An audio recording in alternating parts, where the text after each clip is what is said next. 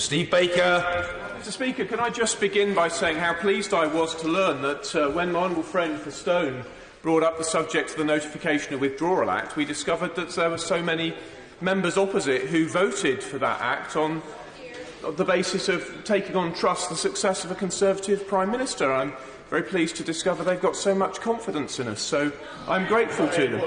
The truth is, Mr Speaker, either when they voted for the Notification of Withdrawal Act, either they did or they did not know the terms of Article 50. If they did know the terms of Article 50, then they voted to leave potentially without a withdrawal agreement, and if they didn't know, then clearly they were ignorant of one of the most important matters of the moment. Perhaps instead they were just voting for short-term political expedient. But in any event, it's not very creditable for members now to be panicking and seeking to overturn what they previously legislated for with great care over a considerable period of time.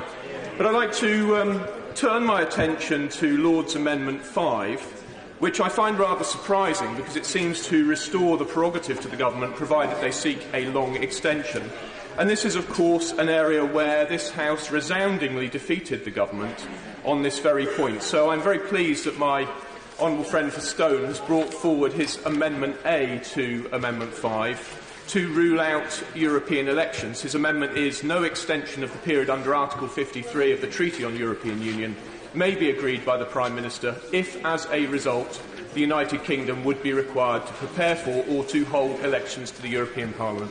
Mr Speaker, this House united around what was known as the Brady Amendment to replace the backstop with alternative arrangements. I can't think now how many times I and others have tabled the so-called Malthouse Compromise to limit the implementation period, replace the backstop and, in the latest incarnation, get rid of the single customs territory. We have tried and tried to give the government the way to get a deal, but with that I give way to my honourable friend.